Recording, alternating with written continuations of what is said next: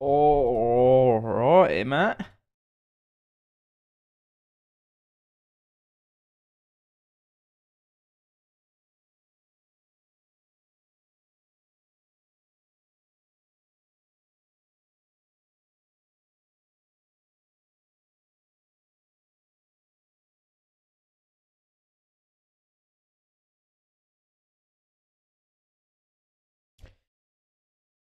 Oh, I forgot my music. Like, oh, it's a little quiet, isn't it? All right. That's loud.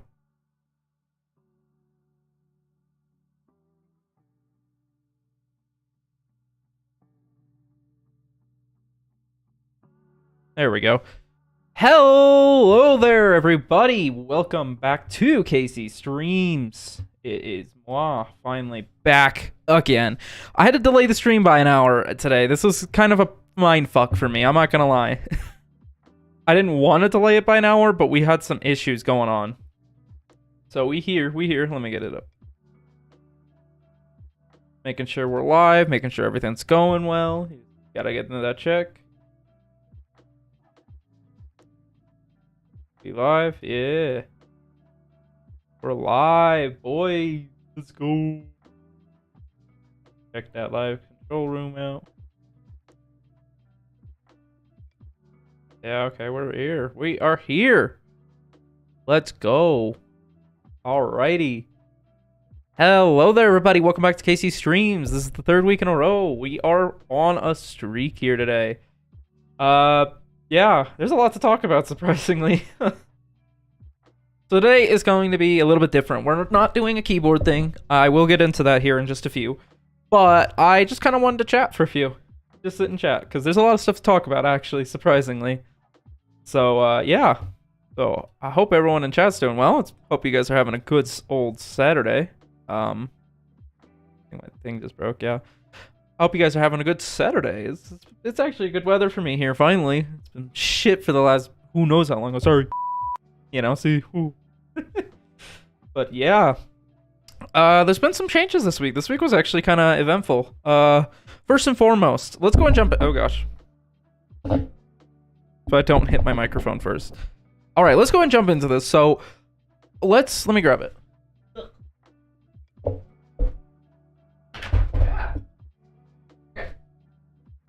So, if you guys were here at the end of the last stream, which not many people were, but I did put the clip in the good old... Let me get that going. The good old Casey Wild Discord here, if you guys are interested. I don't have it linked in the description yet. I will start linking it, though. But if you are interested, it's linked in a couple other descriptions. But I can get a link to it if needed. So, yeah, make sure to join the Casey Wild Discord. That's basically where we meet up, and you'll get to know whenever we have shit going on. So, yeah. So, if we get into it here. But, yeah. So, if you were here... Oh, God.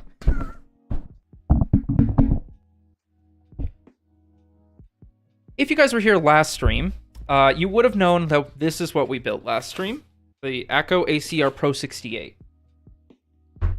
And, at the end of the stream, it broke, so I had to contact them via email. So I sent them a support thing, because they don't have, like, a support bot. And let me go ahead and find that email real quick. So, I sent them an email saying I purchased the ACO 68, I gave them the order number, and I showed everything with the broken connector. And I actually got some pictures of it up close, so you guys can kind of see what it looked like here. You can kind of see this thing was gnarly, just all to hell and back. So, yeah. But then we kind of continued our correspondence, and then immediately they told me it seems like the PCB was... So it says, thank you for contacting Echo. It seems that the connector was pulled from the PCB. We are sorry, it's human damage and cannot send a replacement board. And then we just continue correspondence, and they're basically just telling me to get on AliExpress and buy up a part, this 5JT part thing here. They're asking me to get onto AliExpress and buy another set of these another part of these. Because you need this specific part, I believe. I believe it's the bigger connector. I don't actually know. It's one of these connectors. You can buy them for $1 on AliExpress. But they're just telling me to get a soldering iron to do it, so,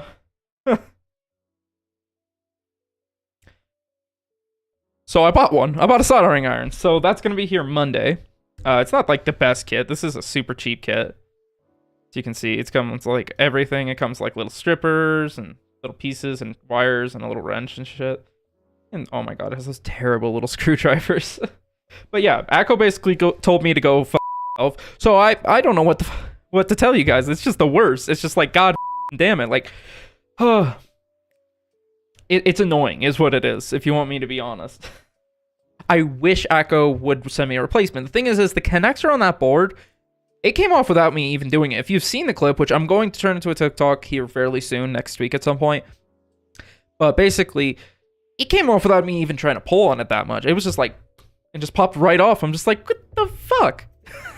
So it came completely off super simply. So there's not much I can do about that. It's pretty much fucked. I will be getting a soldering iron in. I'm going to try and solder back on that connector. And if that doesn't work, I'll probably buy a replacement and have that put on as well. Yeah, it's going to be a pain in the ass. I know that. But hopefully we can get the board back up and running. Uh-huh. I this up. So, yeah. Also, this week, we finally figured out the issue, or I think I did. So I was having an issue, if you were here last stream as well. The stream kept crashing. I had let me see. If I go check it out.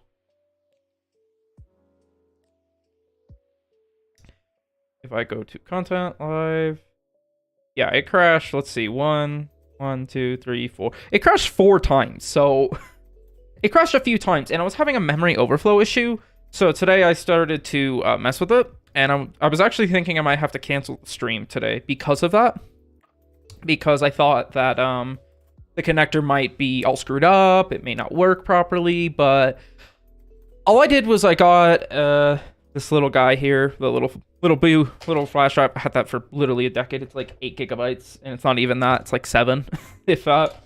So I got it. I put it together. And yeah, I put it together with the newest BIOS on it, because the BIOS I was running was from early 2020. I think I updated the BIOS to run my 3700X in it, and that was it. So I upgraded the BIOS, and it's been working great. I haven't been having a lot of the issues I was having on the board, so I think it just needs some driver updates. Yeah, and I figured out some stuff for an upcoming rig upgrade I want to do soon. I'm not sure when, but I'd like to build a new rig. There's a couple things I want to build, but yeah. So that is something fun this week. I also, I set up this guy, which is not my phone. So there will be a clip of that coming out some point soon. But, oh my god, I forgot to clip it.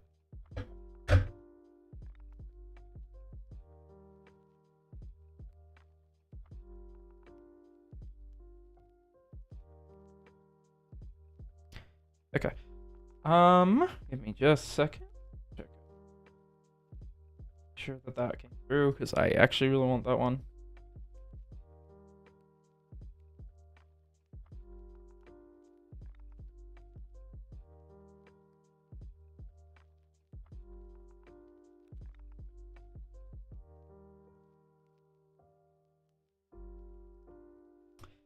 Okay, so yeah, I didn't get it, but yeah.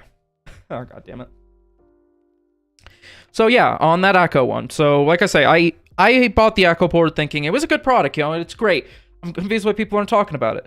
I definitely can't recommend it now, because if Akko's just gonna be sending me emails going, oh my, you should buy your own and solder it on, because I can't help you.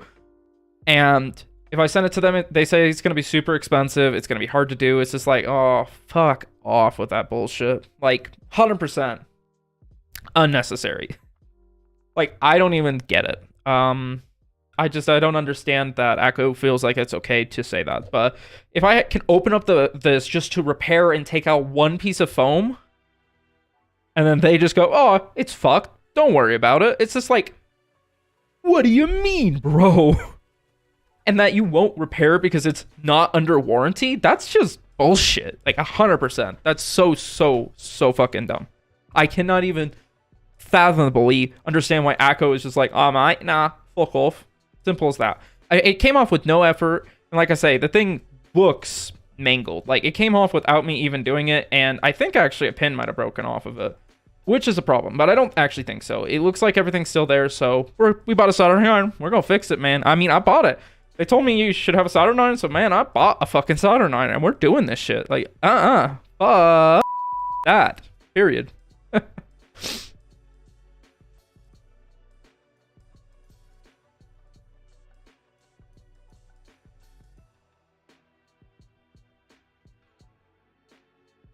Yeah. What else? What else this week? Well, obviously, there's been a lot that's going on this week and stuff like that. Next up, I wanted to thank everyone that's been watching the new shorts. These things have been performing really well on the channel. We just uploaded our, what is this, 4th one in the row for this week, and we're looking at hundreds of views. The biggest one is at 1,300 views already this week, and it was posted not even 3 or 4 days ago. I mean, the channel is just growing at an exponential rate, and it's crazy, and it's exciting. There is going to be new content coming out, like that's regular content soon. Specifically on the ACO ACR Pro 68. Once I get the connector fixed, I'm hoping to have a review out within the month. Maybe not the month of March, but like early April. So stick around for that, but thank you guys so much for the support on the shorts. It's been amazing and just heartfelt for that. That's amazing to me. It's impressing me completely. Okay. Anything else this week we've had to go on? Trying to think. I bought some stuff that's coming in. I got the main one right now, and I'm kind of keeping it a secret right now, but we'll talk about that here in a couple weeks on a stream. But outside of that, we also have some other stuff. Coming in. Like I said, soldering iron. And I've got a new plate stuff for the camera, so it can run better, which I'm excited for. So a lot of stuff's coming in. We're just doing a bunch of stuff. Stream's getting upgraded already. Yeah, let's talk about some upcoming stream stuff. Why don't we, while we're here? So for the upcoming stream stuff, we have a couple. If you will look, I don't know if you can see it, but we have already three other streams up. Two of which are challenge videos, kind of things for becoming a battle NG on TF2. I've been putting it off a little bit. Not that I'm like not interested in it, but more that I am, and I just haven't had a chance to get down and do the content for it yet. So yeah, I am interested to do it. I just haven't had a chance to get to it just yet. So there's that.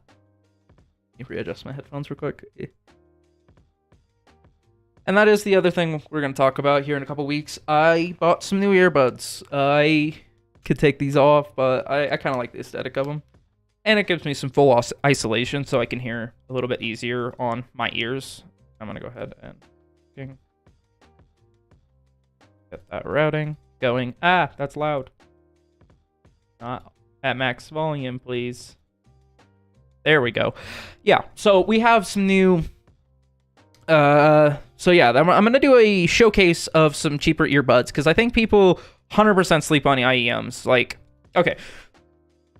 Let's go and talk about this for a second. IEMs are legitimately awesome. Like, I don't understand why people don't like IEMs so much. Like, I was a hater. Listen, I own these. These are the Audio-Technica M50Xs. I bought these about 2 or 3 years ago. I bought some SHP 9500s a couple years ago. I hate those. I don't recommend them.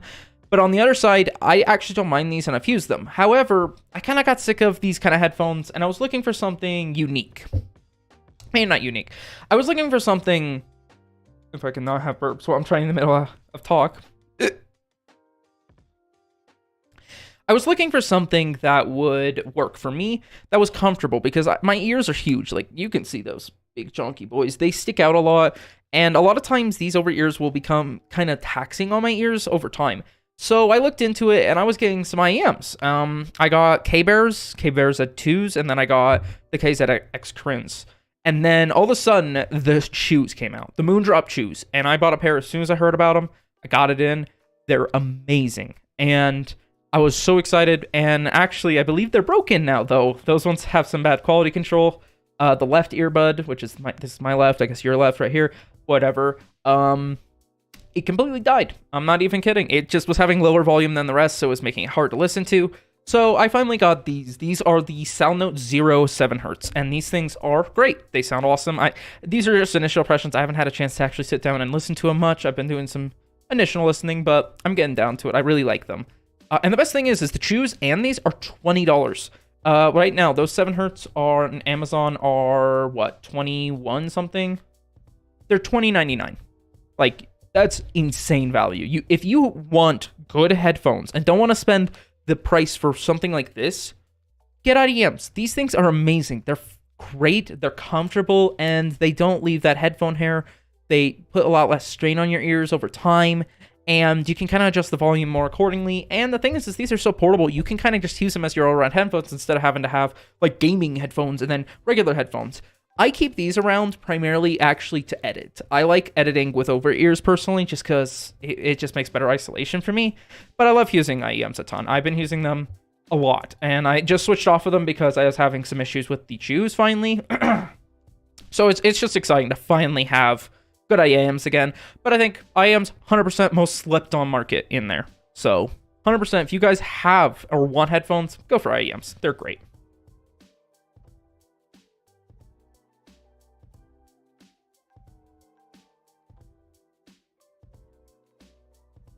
So, yeah.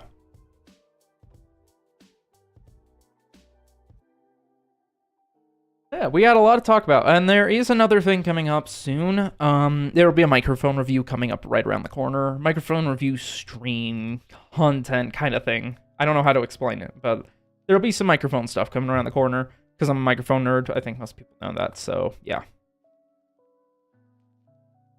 But, yeah, it's definitely been fun. Yeah. We are gonna go ahead and get started, boys. So, I couldn't do it right. Ladies and gentlemen, welcome to the Casey is Tech Monthly Tech Showcase. So, this is a new concept for me. I came up with this when I was thinking, because a lot of tech shows do exist. Like, of course they do. A lot of tech shows like WAN Show, Gamers Nexus Weekly, and then Tech News Weekly from Paul's Hardware, and then a bunch of other people do stuff like that.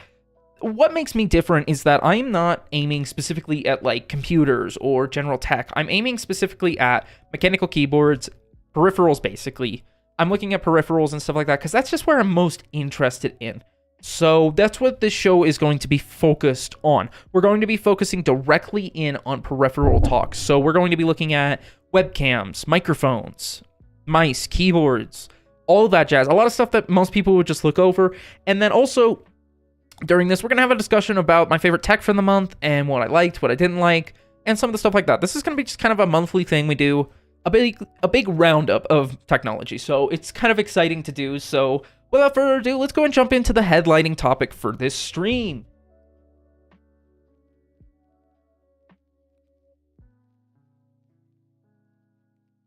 So, we are here. I'm going to go ahead and shut off that camera. So, alrighty. I'm going to go ahead and turn that off because we're not using it today. Okay.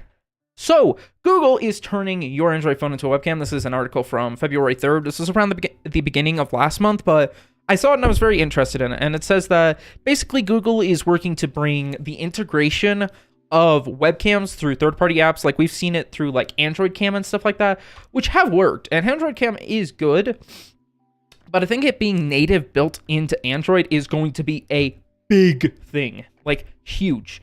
I think there is going to be huge changes for it because I think most people like have a good camera. Like this is an S22. I own an S22 and that has an amazing camera on it, and it could easily be like some of the best we could ever get. And yeah, it's going to be directed as a device as a webcam, and it's just going to be built directly into Android 14.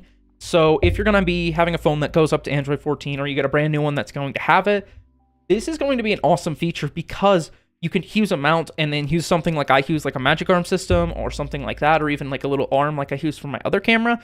And you can use your phone as a webcam. And yeah, it's existed for a while, but this one is going to be super simple, literal, just plug in, you're done. It's plug and play. And that's going to change everything because the Canon camera I use currently is the same thing. It's a plug and play system, and that made the Streamlight process so much easier. And then it's just going to make using this as a webcam pretty much easy and simple. And I think it's going to change the webcam market irreversibly because I think they're going to now have to directly compete with them if you're making a webcam or something like that. This is just huge news, and honestly, it's a very, very awesome thing to see, especially with Android 14 coming in. And I think just plugging it in as a USB device is going to change it a lot, and I bet OBS might even bring integration within it so we can immediately see it. Like, that's just going to be awesome. It's exciting news to see that, 100%.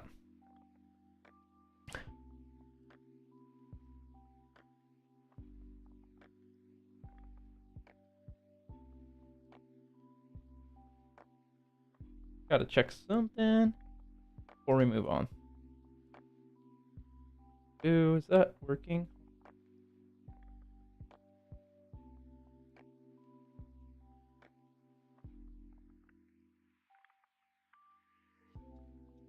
Yeah. So, all right. Ooh, okay. Next up, we have a new microphone contender. So let's go move to this corner. We have a new microphone contender into the ring. I think there's been some pretty good competition as of recently, but this seems to be competing not with like a traditional microphone like I have. This seems to be trying to compete with something like the Elgato Wave mic or the new Razer microphone, I think, or the new HyperX one, I think was similar. Actually, no, the new HyperX is XLR, but it has similar software. So this is now being known as the iKrigs so this is the iRig Stream Mic Pro. Now this has a dial on the front, as you can see. It has a dial with a thing, and it's going to have a similar software to Wavelink if you've used WebLink, where you're going to be able to adjust volume for you and then adjust volume for the stream at different volumes. So you can make it so like music is louder for you, but not as loud for them, so you can hear your music better, or you can hear your teammates better. So this is coming from IK Multimedia, which I have not heard very much about, but yeah, so they're launching this. An interesting feature is that it's not going to be at 32-bit, it's going to be at 24-bit, but it's going to be 96 kilohertz. So we're going to get a higher quality out of it completely. Like, I think that's very interesting. I don't know if that's going to be a good thing or a bad thing. It's going to take time to see where that goes. And they're saying this is going to be crisp, clear, and detailed. And it has a dual capsule, so we're going to have a cardioid and then a figure 8, omnidirectional or stereo. So it's basically like the original Blue Yeti. It has a switch most likely on it, and you can change it. And yeah, we can see that it actually does here because it has this, which assumedly is like the omnidirectional one. We have a line, and then we have a line up, basically being able to adjust that, which is pretty cool. Something that's actually really cool is that it has a audio input, so we can plug in like not just headphones. You could plug in something as simple as like a guitar. They specifically modded it to as if you're using a turntable or a soundboard or a keyboard, which makes it actually really cool. That's a really unique feature to this microphone because a lot of the Wave mics and stuff like that hasn't had that kind of feature yet. And I think this is actually a good step in the right direction. And it looks like this will be able to use over tablets. So this could be a really easy way to set up like music streams or something like that. But on top of that, I also believe that that mic input could be super handy if you're someone who's streaming, I don't know, like I do. I stream stuff like that, and I might want to run audio through it. Like I have an audio input for a different microphone. Like if I'm moving, I might want a different microphone for it. Something that definitely isn't included in this, and it doesn't sound like it, is that the new software is going. Actually, it does. It says the routing, so it's going to be able to route it, and you can add EQ and noise reduction, which is probably the worst of the two. It doesn't have like a noise gate or anything like that, which is a huge shame. A noise gate would be huge and awesome to have on it, but not having a noise gate is not like the end of the world. It's just, it's not going to be the best for it. But it is launching at around $170. So it's a little bit higher than either of the Wave mics, but it's definitely not aimed at streamers. It's aimed at more like music creators and kind of a little bit higher than streamers. But I do think that streamers could have a huge usage out of it by using that alternative input. There is so much you could use it for. You could use it as like inputs for phones. You could use it for an input for a second microphone even. So you could have a separate microphone if you're trying to do a dual podcast some situation. There's just so much to do with that port. Like it's genuinely really, really useful to have something like that. And you can use them both at the same time is what it sounds like. So honestly, huge win for us. But the price is a little bit high, definitely, especially over something like the Wave, like the Elgato Wave 3 or the Wave 1, which are great microphones, or even the Wave XLR itself, so you could use any other microphone you want. All of those are coming in under this. So, but still, I do think that this could be great. And We'll see how it actually does. It isn't released just yet, to my knowledge, but it is coming out fairly soon.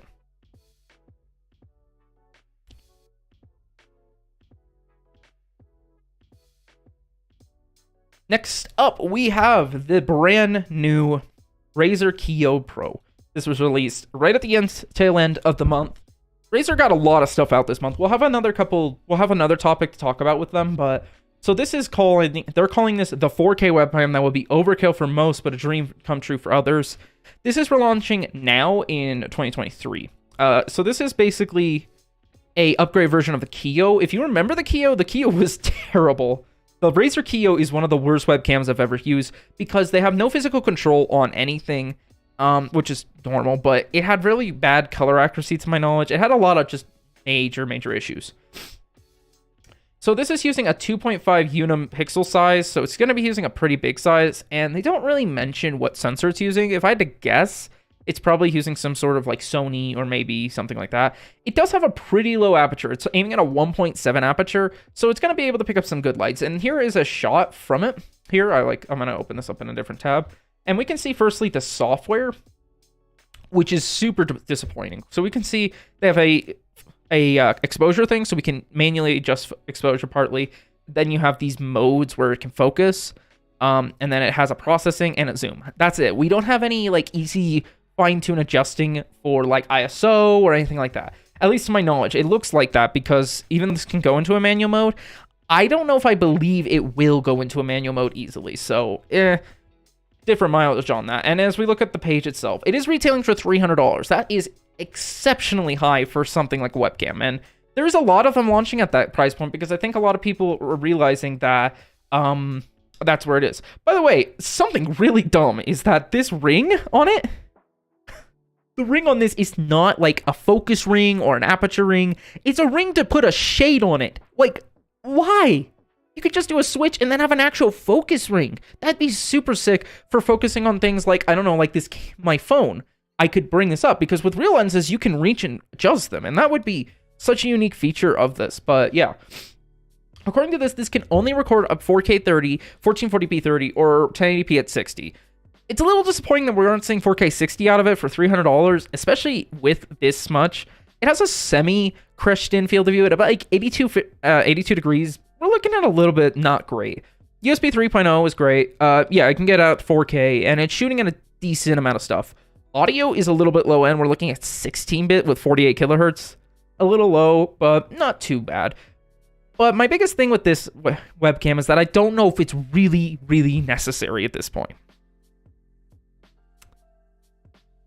My big reason why I don't think the Razer Kiyo is necessary is because the Facecam Pro exists. And first and foremost, I don't even know when the Facecam Pro came out. This was not that long ago. Facecam Pro, I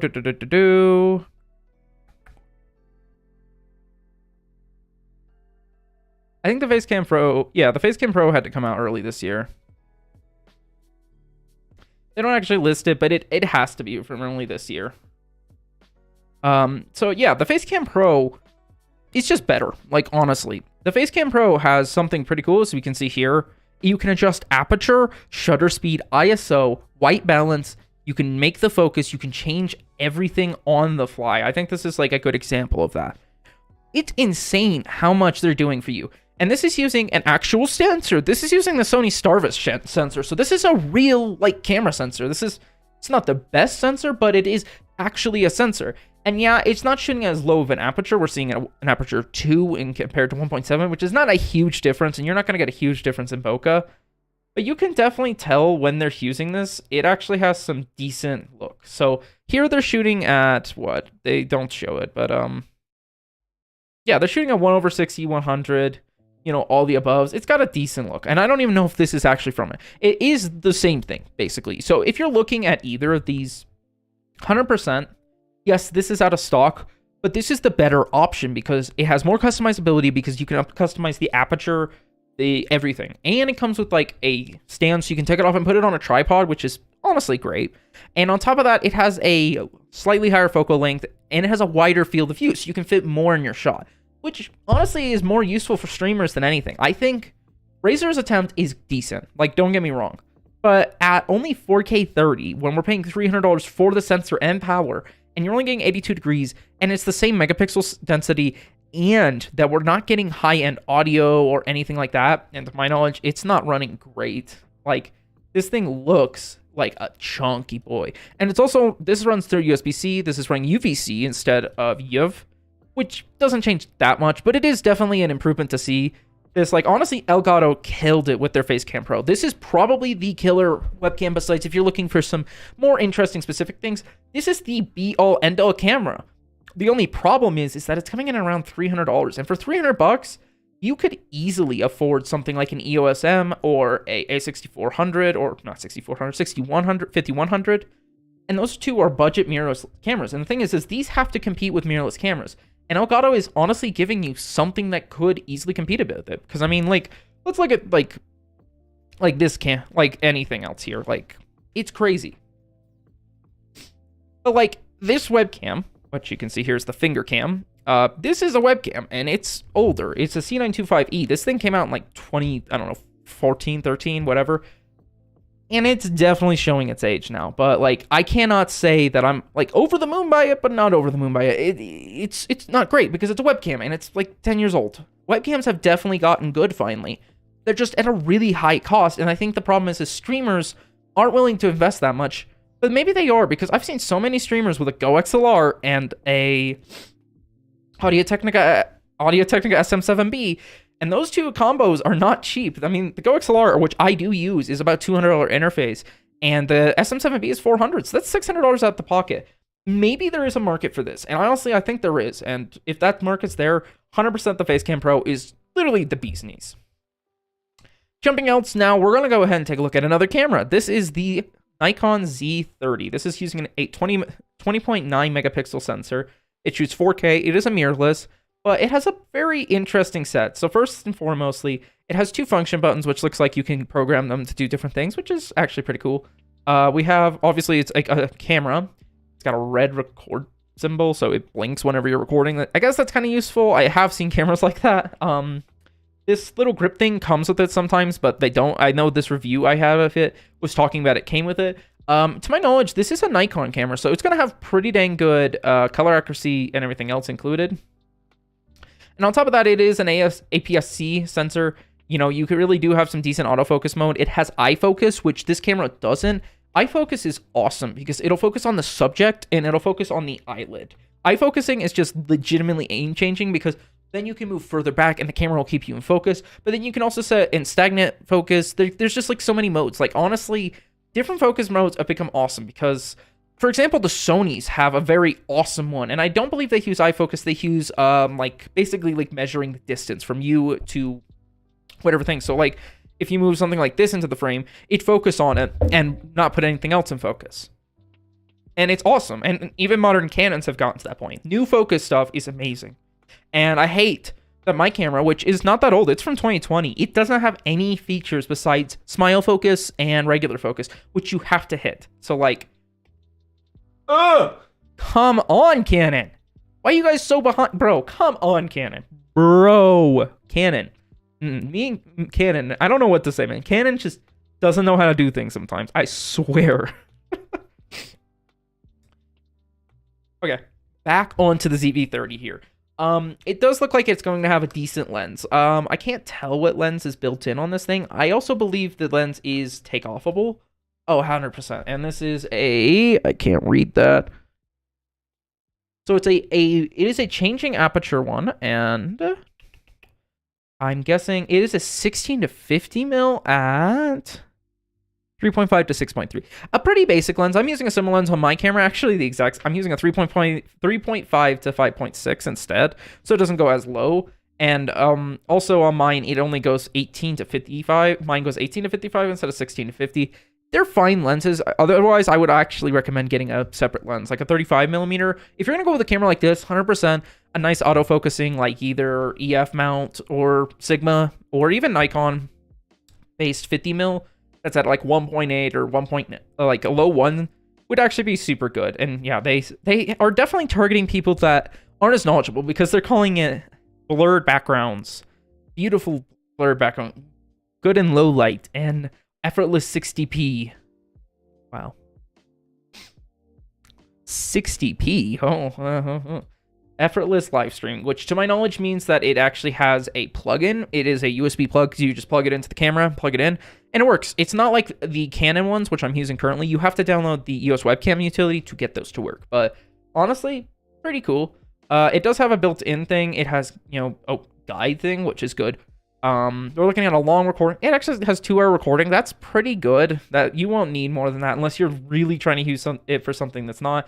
And being able to just run it off of USB is crazy great. So you don't have to buy like a dummy battery, because dummy batteries are sketchy and can overheat your camera depending on the camera. I'm using a dummy battery on mine, and mine wasn't even designed for it, so I had to like carve it out. So do with that as you will. Yeah, this is just a very good camera. This released this month, and it's coming in around $700 to $800, and at that price point, I think if you're a serious vlogger and you're trying to get a mirrorless style, this is a great camera. It's running at 20 megapixels, so it is a large sensor. It is an APS-C, so it is a crop sensor, but the thing is this camera is definitely not designed for the brand new people. Or not, yeah, it's designed for brand new people. It's not designed for people that aren't in the brand new market for it. And that's pretty obvious to me, because you can see that it focuses in on things that are beginner level. They're trying to get beginners to learn how to use basic cameras, and especially vloggers. They've made it so it's super simple to use. The little help icon helps because it'll help them understand certain settings. The menu on it looks pretty basic, although to my knowledge, according to this review, it says the interface is unintuitive. I don't know if that's the case. It is Nikon's interface, and theirs is getting kind of old. However, with them targeting that, they are giving you really good settings out of box, making it super simple to set up and go. And 100%, I really like this kind of market. We are seeing this market keep growing. I mean, I know recently the Canon released, I believe, the RP, which was pretty much the increase of it. And this one just has a lot of awesome settings that are going to be great usefulness. I mean, this seems weird, but honestly, it'll help a ton, especially if you're away from the camera and you're trying to focus it. Then you don't have to like reach your arm like this, reach a thing over and try to hit it, or try to get it to focus. You want to make sure it's all set up right. You want to get everything set. An app is honestly going to be awesome, and you can just take photos or videos from it to use elsewhere. Really awesome little thing. Honestly, definitely, I think Nikon, you get some good points for that. However, I do believe Nikon is actually launching their own, finally, like actual DSLR again, finally. We haven't seen a great... Well, we had the GH6 last year, which was pretty good, but definitely I'm interested on seeing how this will work. And supposedly it seems like the low light's pretty good on it. I don't know if I believe that or not. It would take actually using it to understand that. So there's that. Let's go ahead and continue into something like absolutely fucking crazy. So Blackmagic is launching a brand new studio camera. This is the Blackmagic 6K Studio. This is going to be recording native 6K, so it has an actual 6K sensor this time. I believe beforehand we were using a cropped 8K sensor. So native 6K is awesome because then you'll get your full image instead of a cropped in zoom. And a 13-foot stop dynamic is going to be pretty great to open or close it. It's going to be able to use EF mount, so we are looking at a pretty great thing. It's using EF mount. I don't know if that's great or not. I don't know if they've used EF mount this entire time. Something that's really cool is that it can use mobile data or Ethernet to built in. And I think this is going to be crazy cool for like people that are running a small studio and want to stream on the go with a camera like that. Instead of having to run a separate unit into your camera, being able to run that straight out is great, especially because it can do 10 gig and 12 gig SDI over HDMI. Like, that's crazy. And you have multiple stop ND filters and brightness control built into the camera. That's craziness. Like, wow. And you have actual mini XLR inputs. So you have XLR inputs, you can run microphones directly off of it. And it looks like they're coming with 48 volt phantom power. So it's pretty much going to be as good as you can get. It's not going to have the best preamps, I'm going to guess, because it's not their focus, of course. But honestly, this is insane. And it's going to have optical focus, which I doubt is going to be used. Wow, we're looking at insane ISOs of 25,600. Wow. Yeah, really, really cool. ATEM was also announced this television hub thing. Not as interesting. This is actually really cool. The microphone converter is very cool. So this was something I was actually going to talk about originally, but I kind of went against it. But since it's here, we'll go and talk about this. So ATEM introduced this microphone converter, and basically what it does is it takes SDI inputs or microphones. It takes microphones, and what it'll let you do is it'll let you put them out. So it takes 4 mics in, so you can do kind of multi-mics, or you can run a single mic setup. But then it'll let you put a monitor out, which looks to be over HDMI, so you can run HDMI in so you can get levels. You can have MIDI, which is pretty great, and you can put it over Ethernet or USB directly, so you can use it as an interface or anything. It's like, this is a great thing, and at around $400, it's actually very good for the conversion kits. I know this is not streamer or anything. I just saw this from Blackmagic, and it got me giddy, because it's just like, man, Blackmagic is launching a sick 6K camera. And honestly, I don't even know what this is launching at. Probably really expensive. 2,500. Actually, wow. That's actually a really good price. This is probably going to be a great camera if you're like at that upper echelon and you're a camera guy. Honestly, I think this is going to be an awesome camera. Native 6K out of camera is awesome because 6K is now joining our market. And I think it honestly is going to be a great option. Only thing I wish it would have is red recording, but of course, red's red, so we're not going to get that. So, all right, let's move on to the keyboards. This is my expertise, so I'm excited for this. So let's go and get into this. Most of the news this week, I am going to go into one thing real quick before we get into that. Because I actually want to give some some actual shout outs to Cherry. This is from December. Yeah, this is from December. I know it's a little old. I don't even know. We'll go here. So okay, well, yeah, I don't know if we can find anywhere that's actually selling them. Okay.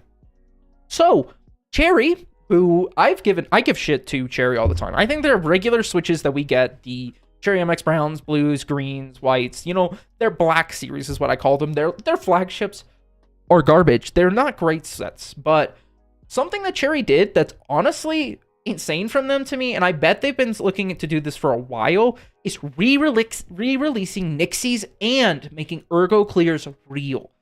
This is mind-boggling because Cherry hadn't done a new Switch in literally about 10 years at this point, and even before that had been almost 20 or 30 years. We're looking at like insanity because the last switches they made before this were the ones for the Corsair, and they were the speed switches, so they were literally just changed. They were the RGB changed ones that had slightly less spring weight. These are actual real new switches. So here we have Nixies. So if you don't know what a Nixie is, this was a kind of like thing. In the early 80s, they released Cherry MX Blacks with a palm top, and supposedly these were like the god switches. I haven't actually used a Nixie yet. I haven't bought any, but this is so cool to see Nixies actually come back. So they use a palm top, and it's just a Cherry MX Black otherwise. And it's pretty cool to see them actually bring this out at a decent price too. We're looking at 60 cents a switch. So I don't know, let's just say you're building a 60%. I mean, what? I don't know. How many is that? 60 cents? You buying per switch here, dear God. Yeah, you're buying per switch. So, like, I don't know. You need 60 of them. Oh my God. Fuck.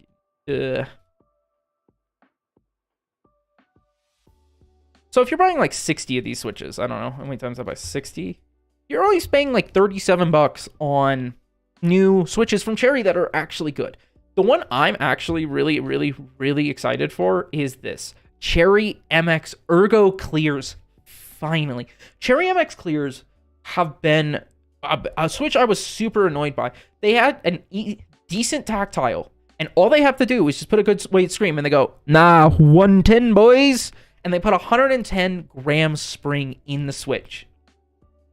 It's absurd, but they've actually changed their mind, and now they've officially let you buy Ergo Clears. So basically, they most likely did is they took the spring from like a Cherry MX Brown. What is the spring weight on these?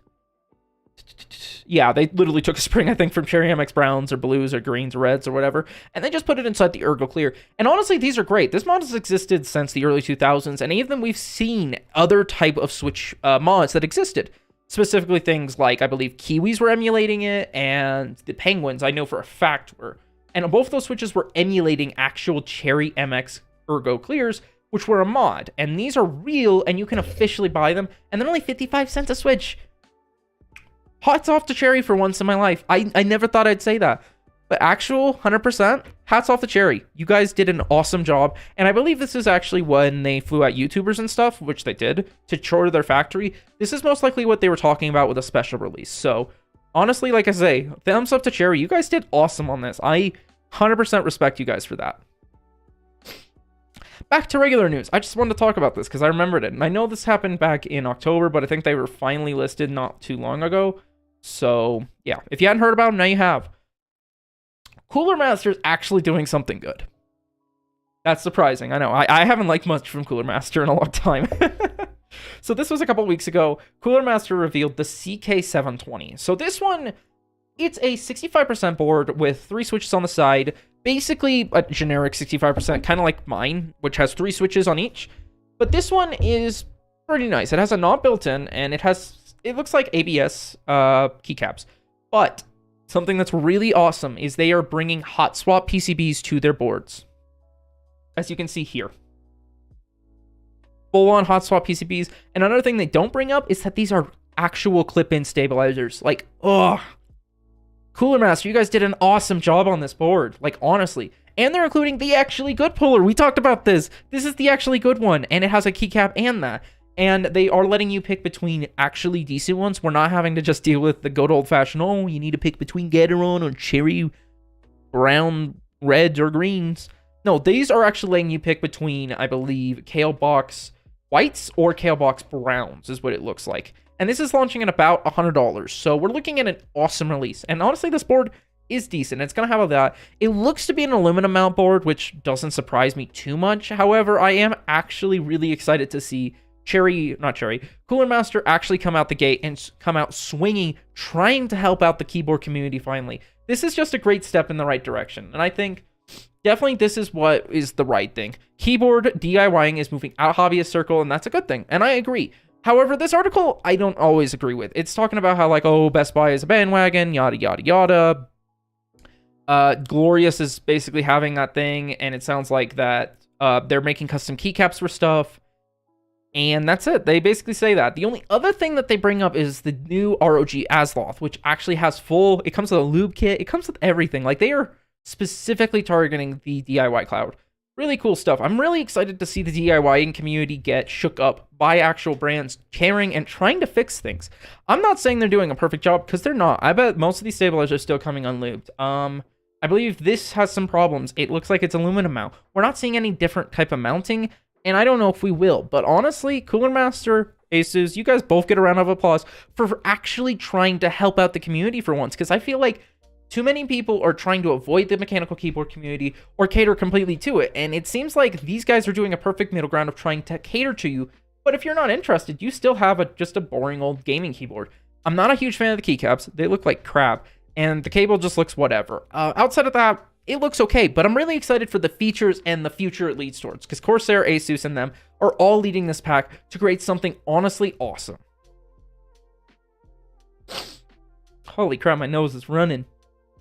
I am talking up a storm here, boys. Yeah. All right, let's go in. So yeah, this article pretty much just was laying out that basically they're selling Glorious products. They're selling the Glorious Lube Kit, which doesn't surprise me. Best Buy sells Glorious products. I believe they sell the Glorious Model O, Glorious Model D. This is just not a surprise. It's a Glorious product. They're probably going to bring it to market to see if it'll sell. It says in 2021,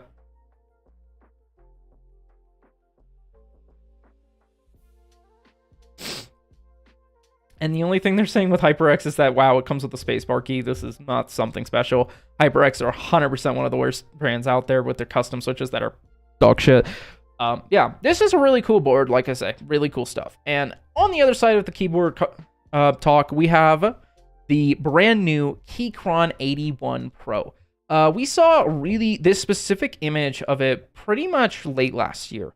It was pretty interesting, to say the least, to see it for the first time. But as we've seen more of it, it looks fairly interesting. See, it has a crystal knob, and then it has this. According to what this is basically a Keychron K81 Pro is what they're calling it. And it's pretty similar to the Q1, but it's going to have this very weird knob and these like different type of keycaps. They're very nice. I don't know if I'd consider this great, though. This is a mechanical keyboard from OnePlus. There's not a lot of features here that are like screaming that this is unique. This seems like a rebranded Q1. It has Bluetooth, and it has a nicer thing. We still don't know the launch price for the Q1, which I think is a little bit concerning, and especially because it's taken them so long to talk about the Q1. Like, we're the K81 here. Like, we've been waiting ages for the K81 to actually come out and be talked about. Like, what are we waiting on? Like, what? Why won't OnePlus and Keychron come out and actually talk about it? It seems like this board is like kind of stuck in the fritz right now, and it doesn't seem like they want it out there yet. And I think it's probably because they aren't certain about if this would sell, or if they are, they're trying to reach the market of phone, like these people that are only for OnePlus for phones, and they're trying to see if they could get a market from them. I don't know why they haven't shown more of it. We haven't seen any type of what switches are going to be in them. However, it's safe to assume it's probably going to be Kale. To my knowledge, I believe Keychron only uses Kales. I don't think they have their own switches. Or they use Gateron. I can't remember which one it is, but they use similar things like that. It looks all right. Like, I do like some of the artisanals. I think the design is pretty sweet. It looks pretty nice. I just don't know yet. This is such a confusing in-between board that it's going to be a little bit of a time to figure out how long that's going to take. And yeah, so I don't know, man. This is going to be an interesting one. All right, I am going to run to the bathroom so I can blow my nose, get some water real quick. I'll be right back.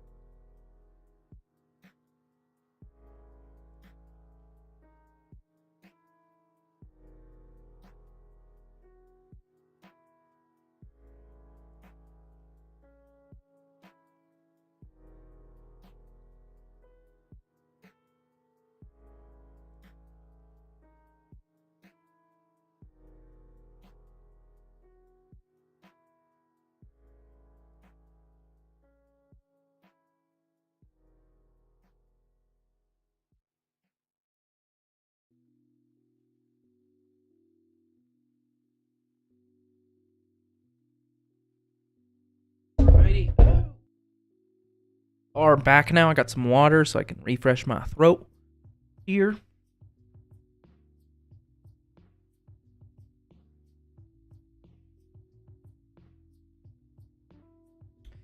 Okay, so they are, I actually was reading this a little bit, and they are actually going to start pre-orders in April. However, why do they keep pushing it off? Definitely the big question. Why do they keep pushing it out? Yeah. Okay, so they are actually offering different switches. This includes either tactiles or linears. Okay. Interesting. All right, let's move into the next topic, the magnesium mouse. This is a new topic, new thing to talk about. Magnesium mouses have existed for, God, I don't know how many years now. When did, I think like 2014, 2015, maybe even earlier. But I think we're finally seeing magnesium join the actual regular industry for mice. And this is a great thing, I think. So Razer, this was their big release for this last month. They announced and released the Razer Viper Mini Signature Edition. We'd seen this design leaked on Reddit, I think in like in October.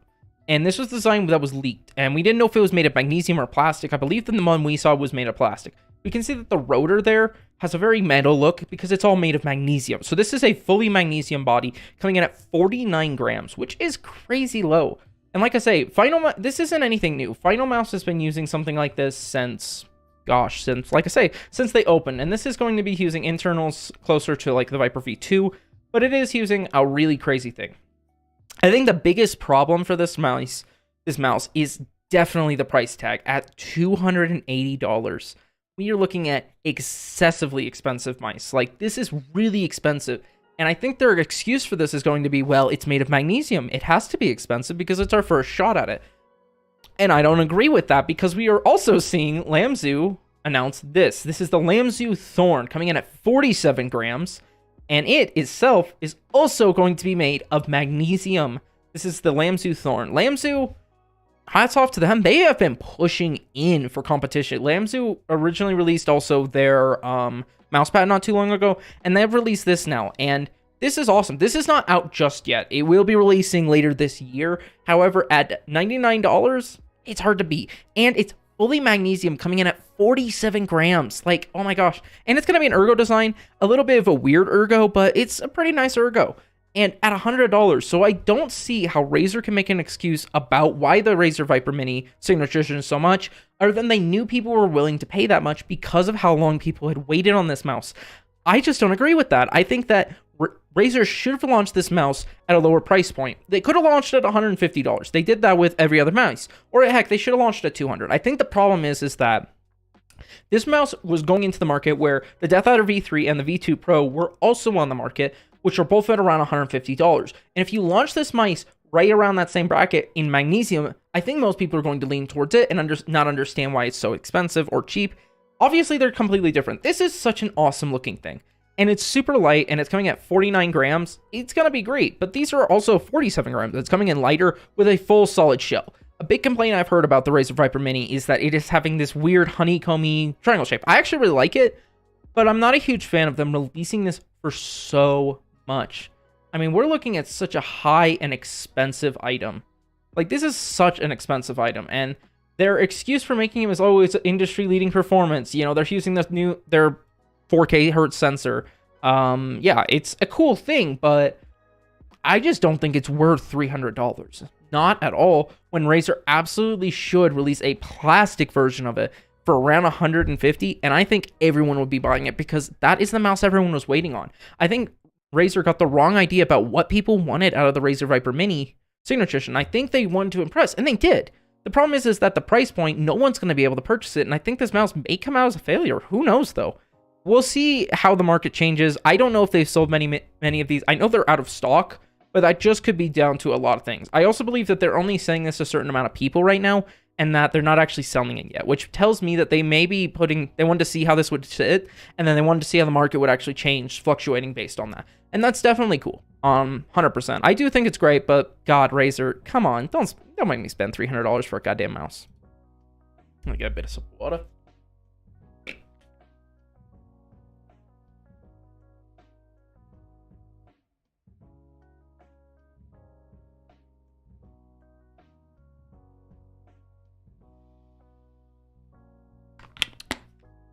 Alrighty. Now let's move on to their other mouse release this month. This one's actually really cool. So Razer released the DeathAdder V3. This is a wired mouse, and it is coming in at 59 grams, so it's a pretty lightweight mouse, especially for theirs. I believe it is about 4 grams lighter than their wireless version, and it's coming in at $70. And it's using their same sensors and same everything, except this one is actually able to go up to about 8K hertz, so it's basically the DeathAdder 8K, if you knew what the Viper 8K was like. It's going to be using the same performance, same sensors, and it uses the exact same shape. And honestly, this is perfect. I think this is perfect because I know a lot of people that wanted to try the DeathAdder V3 shape, but weren't willing to spend $150 on it. And slashing that price in over half for someone to be able to pick this up for $70 is honestly game-changing. Like, this is crazy to me because I feel like Razer made an awesome idea with this, because I was actually looking for a mouse around the time, and I was like, I would love a Razer DeathAdder shape, but wireless, or wired, because I don't mind a wire. But I wanted something that is a nice shape, and the DeathAdder shape is such an interesting one, and especially because this shape is brand new. This was the generation they changed the DeathAdder shape to become a little bit more bumpy, a little bit different, and honestly, it's great, and I'm glad to see them actually releasing this month. And at $70, it's pretty much a bargain, especially if you wait till probably around Black Friday time. This will probably be on sale for around $50. And at that price point, this is pretty much the best ergo mouse you can buy, like, period. I mean, if you're pulling straws around that price range, because then you're looking at things like the old version of the X-Lights and stuff like that. And that's just a weird thing. I think, honestly, just get this mouse. It's basically perfect. Don't worry about it. 100%. And you can pick up any specific style of feet for it, because it uses the exact same style. So if you want to get like glass feet or Tiger Ices, they already exist. Like, this is just flat out a great option. So 100%, if you guys are a fan of the DeathAdder shape, just get this. 100%. Don't even worry about it. If you weren't willing to spend the $150, like I haven't been able to or wanting to, don't even worry about it. Just get this thing, man. It's great. And now we're going to get into something I'm a little bit, I haven't seen anyone talking about here this week, which is, the Stormbreaker. These are the Magnum Opus Stormbreaker. These are also being made out of a magnesium shape, and you can see they come in like different colors, and it is 100% a little bit of an ergo shape, but this is still like a pretty sim shape, arguably. I think the definitely big thing with this is that they're aiming at Final Mouse. Like, there is no doubt in my mind that Pwnage is aiming at Final Mouse with these kind of like striking big designs, and they're called like red, olive, mint, you know, all these weird colors and stuff. It just tells me that they're aiming towards Final Mouse, which great to see. I've just heard some bad quality issues for them, and at around $180, we are looking at what? They don't even list some of the specs on this mouse. So what are we looking at? Around 53 grams, so it's a little bit heavy, but it is an ergo shape in this kind of like Final Mouse style. So if you're someone who's been looking for that, 100%, this may be worth it. And it only has 2K hertz polling, so we're not even looking at like a 4K hertz polling rate. So I don't know what to tell you on that one. And if they do let it go to 4K hertz, that would be really awesome. They say this is next gen wireless, but the Razer Viper, the Razer 4K hertz dongles existed for the last month or last like 6 months now, and that actually works properly, and it's 4K hertz. So the 2K hertz is nothing special here. I just think it's interesting that no one's talked about it. Like, this is such an interesting and unique thing that they just like silently released. This is coming in at around $180, and you can get them in glass. You can get glass feet on them. You can get grips. It really is like a unique customizable mouse where you can kind of get it however you like, and you can get it for a decent value. I think 170 is a lot, but if we're talking about this in like Final Mouse terms, Final Mouse mice launch at least for $200 to $300 at minimum. And if you're trying to get them off secondhand market, we're looking at like $400 to $500, and this is a slightly ergonomic shape. So you're definitely going to want to see something that's like this, because I think Final Mouse is not aiming towards that market, and they don't need to, because they make a buttload just off of their mice alone. And they keep making more. So honestly, Pwnage should absolutely push in, because I think they're a little bit underrated as a company, because their mice are great. And for some of the values you can get off their Ultra Customs, we're looking at around a $70, $80 like look. Like if we take a look at the Sim 1, you can get those for $60. And if we go to the Sim 2, the Sim 2s are going for $80 now. Honestly, if you want a Razer Viper Mini wireless, go for the Ultra Custom Wireless Sim 2. It's coming in at $80. And you can get so many different colors and looks, and you can modify it to make it just about perfect. If you want a Razer Mini, just go for this. And if you want a regular one, but you want a little bit customizable, I do think I'd probably recommend the Sim 1. And these are at great prices, $60. That's awesome value. I cannot even believe that. I didn't actually know that they were going for that cheap now. Like, man, they are absolutely killing it. Pwnage, you guys get a solid seal of approval from me. So yeah. I just can't believe that they're actually going through with something like this to try to compete with Final Mouse. It's just really cool to see.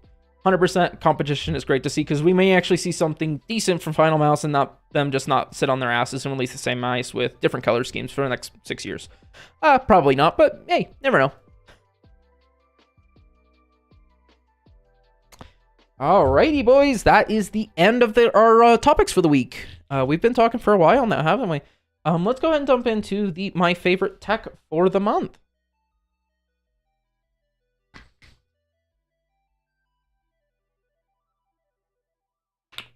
Alrighty, so I've been using a lot of tech this month, actually. In the last month, I've bought a couple things. So first and foremost, of course, I actually bought an S22. This was used, but I am actually really happy with it. It is just really cool looking, very nice. Just honestly, one of the nicer, like, looking mouses. Give me just a second. Nice as Jesus.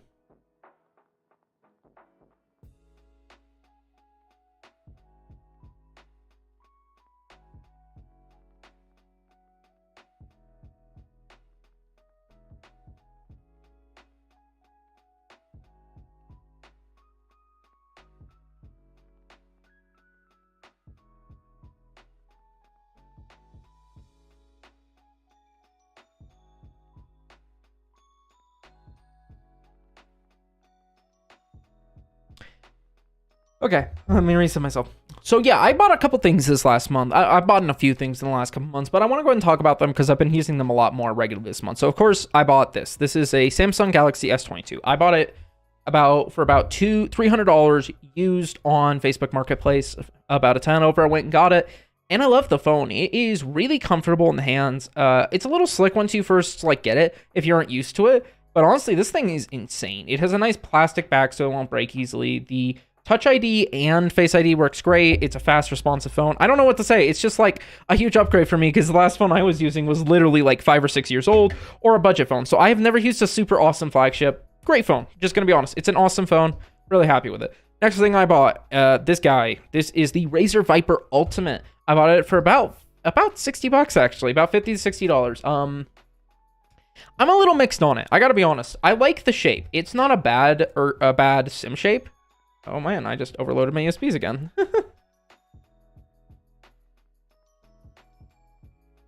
Well, I guess we're not using the mouse then. Yeah, this thing has given me some more interesting like ideas. Basically, what I'm saying is that I really like it to some aspects. Some parts of it are great. Like, I really like that the mouse is comfortable.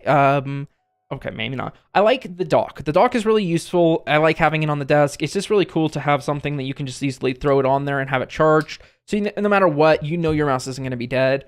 One thing I hate about this is these guys. There is basically grip tape on the side of the Viper Ultimate.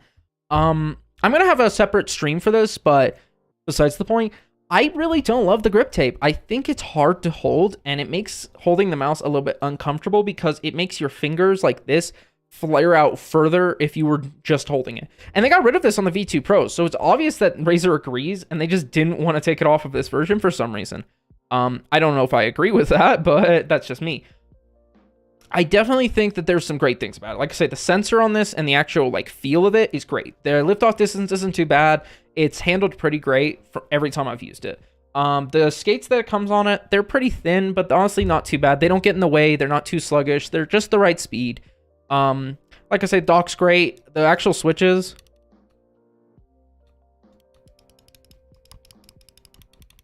they sound pretty good, feel pretty good. These have been used. Dot switches are not too bad. They're a little bit hard to hit because of where they are. They're a little higher than I would like. I'd probably want to pinch lower. I'm not sure if I'm in love with the mouse. I'm probably going to end up changing it here in a few months, but I wanted to try something like this out just to see. And it's not that I don't like sim shapes. It's that I don't love a couple things specific about this mouse. It's just really hard to use sometimes. So 100%, I think it's good, but definitely not my favorite mouse this month. Other tech I've been using, let's see. Obviously, we just got these guys. Of course, we talked about this at the beginning of the stream, but yeah.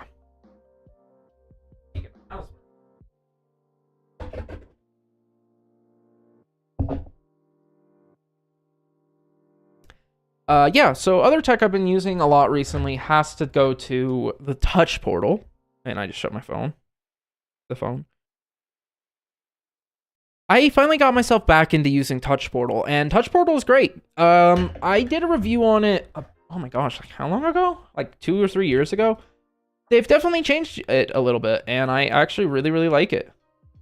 Like 100%. Like there's nothing specific about it that's like, bad about it. What I'm trying to say. Thanks, Jesus. I like it a lot. There's not a lot of things I could complain about. I do think that some macros are not working as good as they can. I've had some issues with it just not triggering things right. And some things just don't exist in it. You can't like do things certain ways, or like you can't do stuff sometimes. And I'm not like saying that it's bad. It's just like it's a little clunky, and the software itself is hard to use. If you're trying to set up like multi-action events, it's not super simple, and it's not a replacement for like Stream Decks, because Stream Deck software is very optimized for what it is. I am saying, however, that I actually really like to use it. I think that there's a lot of things they could fix about it. I think that the overall the UI is kind of hard to use. Like there is no doubt in my mind that it could be better, but I also think that they could fix it. It's really dependent on a lot of things. I don't know. Like I like it a lot. Don't get me wrong. I like that you can set up a lot of things, like I can set up zooms, stuff like that. However, I also find the software is really like hard to look at. It's hard to work with. There's a lot of like handles you rarely use here, and it feels like they could fix this a lot. It also breaks super easily. There's just so many things that they could fix about it, and I'm hoping they do, because this is still an active development thing, but I would argue it's worth it. If you're looking for something like the Stream Deck and you want something to work that's off of a phone, if you've got an extra phone laying around, or if you have your phone and you're comfortable using it, it's worth it. It's $10 if you want the full version. You don't even need the full version because the regular version gives you, I believe, a 6x8 field, and I'm not even using the full version of the Pro version yet.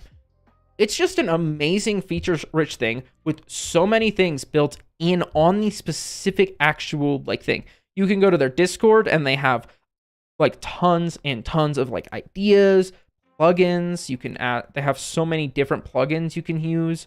They have scripts you can add in. Like they have a Twitch info scripting. Like there's so much stuff they've added in that's just crazy cool. So if you're looking for a Stream Deck alternative or something you want to use for a Stream Deck and you don't have like $150 laying around to get a regular Stream Deck, 100% Touch Portal is worth your money in its weight in gold.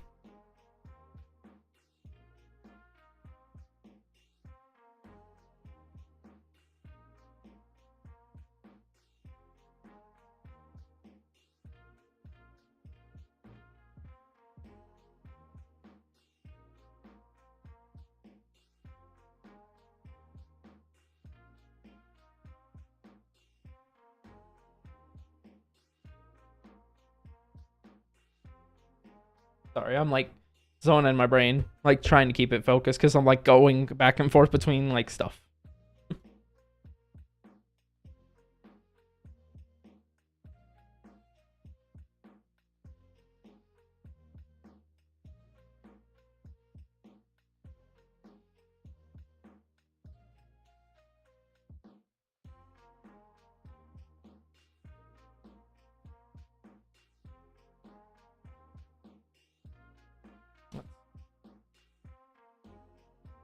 Yeah, there it goes. Okay.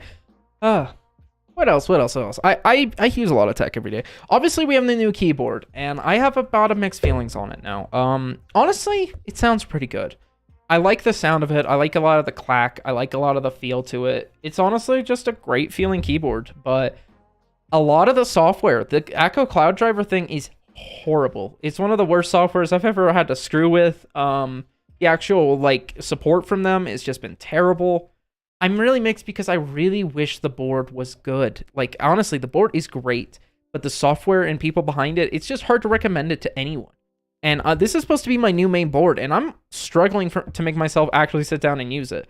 And I'm looking to replace it currently because, like, although I like it, I also believe that there is way better things we could use instead of it. Like, there is just awesome stuff we could use, but who knows? It's all dependent on a lot of things, so beats that. Beats me, I guess, right?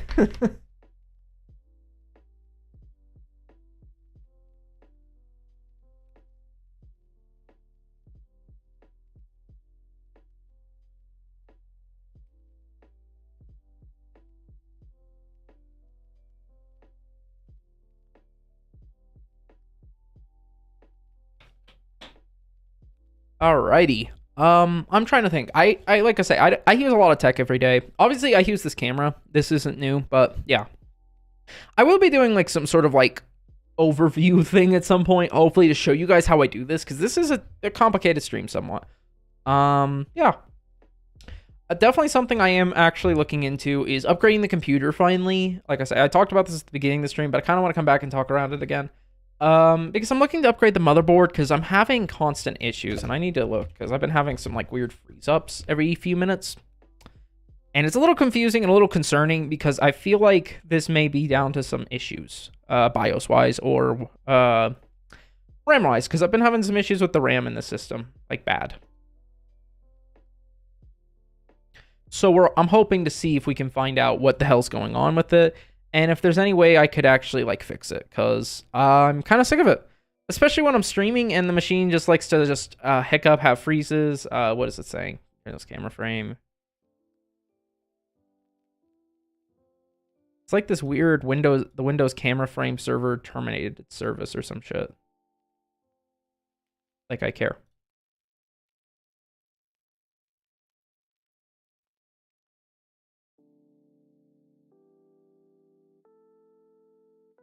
Yeah, I don't know, man. It's such a confusing mess to do some of the stuff, but yeah, I mean, that's the show for this week. So if I had to pick my favorite thing I've been using this last month, honestly, yeah, I don't know. It's kind of confusing. So far from what I used, I have loved these. These have been awesome. They're amazing, worth the money. Outside of that, definitely my phone's great. Everything I have had so far has been awesome. There's some stuff, like I say, coming up for that I might have some like more negative things to say. Yeah, I don't know. What else could I say? There's been a lot. This has been a fun little stream. I'm not planning on making these that long. Like I say, this has only been about an hour, 15, 20 minutes. And it's intentional.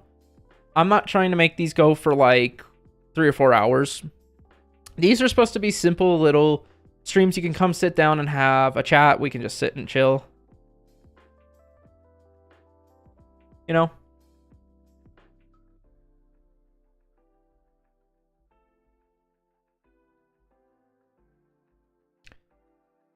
But I don't know, man. This has been fun. I've got a lot of stuff. I don't know, man. We talked about pretty much everything I wanted to talk about this week. There's not been much I needed to talk about otherwise. The only other thing I'm thinking about doing is I've got like 20, 60, 70 bucks set aside to do some stuff. Maybe we can chill on stream one night and talk about maybe what that's worth and what that might not be worth, you know? Have a little bit of fun with it. I don't know. There's a lot of options. We got a lot of streams coming up, definitely. There's a lot of new stuff coming around the corner. Like I said, we've got a mic review roundup coming up here soon with a microphone sent out to me. On top of that, we have the headphone roundup coming up very soon.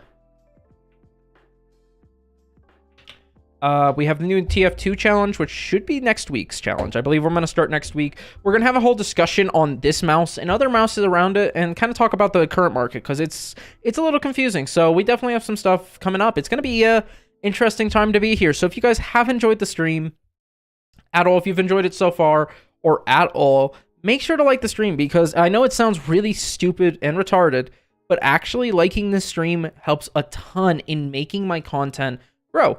And if you guys have enjoyed the streams, but you weren't able to catch the entire thing, make sure to subscribe to the channel, not only because I will be having these VODs up permanently, but if you do subscribe, new TikToks are being uploaded pretty much, or shorts as I've been calling them.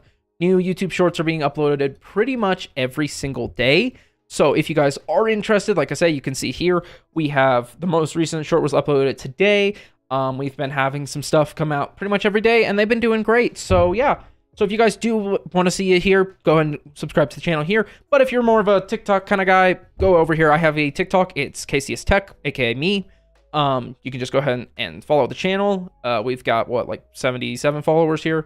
It's been fun. I'm enjoying doing these, and it gives me something to do every single day when I'm editing and working on videos. It's such a unique experience to finally be able to do this. And sure, it's not making me $1 billion, but it's making me have fun and actually get down to working. It's been a great time.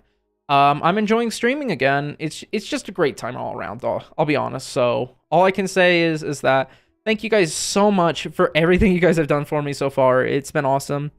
Next week's stream is most likely, like I said, was going to be the YouTube short, not YouTube shorts, the TF2 Battle Energy first challenge, first day of the week challenge. We're gonna try to do like 30 of those streams this year.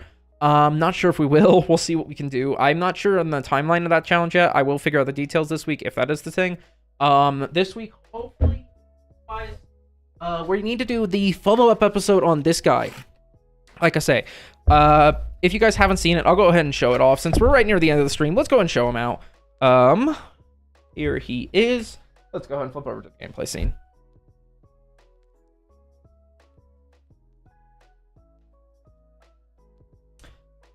Add on. Off. On off. Yeah, here he is in his box where he currently lives, because he's in there.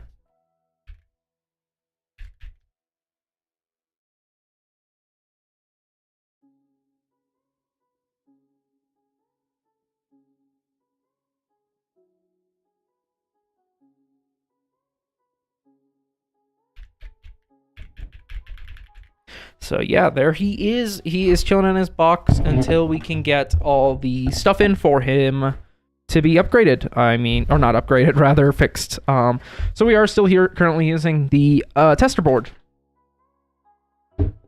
Yeah, we have some other stuff. I also am still working on the Academy of the Mechanical Keyboard Academy. That is the next set of streams, most likely. We are going to start doing, like I say, so we're going to have basically 3 or 4 series going on around the same time. So let's go and move to the big screen to show you, talk about what I mean. So what I mean by that is that we're going to have multiple things. So the first show is obviously going to be my main streams, which are going to be either building keyboards or talking about tech. It's just going to be tech streams. We're then going to be doing Casey Plays or Casey Challenges, which may be on its own channel. They might just be stream only. That hasn't been decided just yet. Outside of that, we're going to be also running, of course, this show, which is the Casey Monthly Tech Roundup, where we're going to talk about tech from last month and what's been interesting, what hasn't been, stuff like that. On top of that, we're also now going to be running the Casey Academy, is what most likely it's going to run under a title of. I never represent the titles, they're just titles for me, so it keeps them organized in my brain. We're going to start doing some episodes on keyboards, because I think a lot of people don't understand a lot about mechanical keyboards, and they kind of just I just want to let people know more about it. And I just want like people to understand what I mean by when I'm talking about it. So the first episodes will probably be talking about like what's the difference between like aluminum mounts and stuff like that, what's mounting styles at all, what's all these like basic terminologies and stuff. And then we'll dive into like using switches, using switch profiles, stuff like that. And I'll have a lot of stuff prepared for those videos. I'm actually planning on doing a ton of research to make sure I get everything right. I really want to make those the good content. So if you guys want to see that, make sure to subscribe, because that's going to be a big undertaking as a series, and most likely those are going to turn into actual YouTube videos at the end, because there's a lot to talk about, and I think they're going to be worth the content. So, like I say, if you guys are enjoying these streams, I'm having a great time. Like, honestly, it's been such a fun time coming back to streaming, finally, and we're finally starting the TikTok stuff. Like, it's cool. Other than that, I don't know. It's been great. This guy up here, which you can't see on the stream, but yeah. The Instagram is a little bit dormant right now. I'm not sure when the KCS Tech Instagram is going to go active again. I was posting daily for a little while. I stopped because I wasn't having fun with it. I don't know when it'll become active again. It's in the air right now for me, mostly just because I don't really know when I'm going to have fun with it. I enjoy photography and I enjoy product photography. I just don't have a good area to do it just yet. I'm hoping we can overhaul this office area here in the next few months to put a little workbench over to my side, which you guys haven't seen this side yet, but I'm hoping to get a little workbench there to hopefully have for like photography or thumbnail working or working on separate things. So that's the plan, hopefully by within the next few months or so, just to finally have something there. Yeah, I don't know what else to say. It's been a great time. Thank you guys so much for watching. Like, honestly, your guys' support has been amazing. Nothing about that. I'm not trying to be like all sappy and shit, but like 100% you guys are the reason I'm still around to this day doing shit. Like, your support on this channel is awesome. Thank you guys so much for everything. Like, honestly, this last week's been super humbling to see so many viewers and some new subscribers finally joining the channel. It's just really awesome. I'm excited to see more content coming out. I'm excited to be back finally as a real content creator, and the regular YouTube content is not going to stop. Like I said, Casey is Tech is coming back. Like I say, it's going to be scripted, and we're going to have a lot of different stuff about it, but Casey is Tech is coming back permanently as a new like thing. We're going to start making new episodes. I'm not sure on when those are going to be made or etc. etc. There's a lot of things to talk about on that one, so I still need to get it figured out. But yeah, so I'm not gonna hold you guys up anymore because it's been about an hour and a half. It's been a fun stream, so if you guys have enjoyed the stream, like I say, make sure to like the stream. If you guys are interested in watching anything more, like I say, I have a video linked in the description below that is for the Casey is Tech disappointing keyboard, which is a stupid video, but it's fun. Make sure to watch it. It's great. On top of that, I have a donation link down there. You guys don't have to do anything like that. That's completely and wholly unnecessary, but if you guys do, any money that would ever be invested will be invested back into the channel to continue growth on here. On top of that, we will also, I want to say, you guys check out the actual main channel. Make sure to click into it so you guys can see the shorts that I've been uploading, and on top of that, I also want you guys to be able to look at all the content and subscribe, because there's a lot more coming. And if you guys haven't, you guys can also check it out. I will be putting it in the description in the future.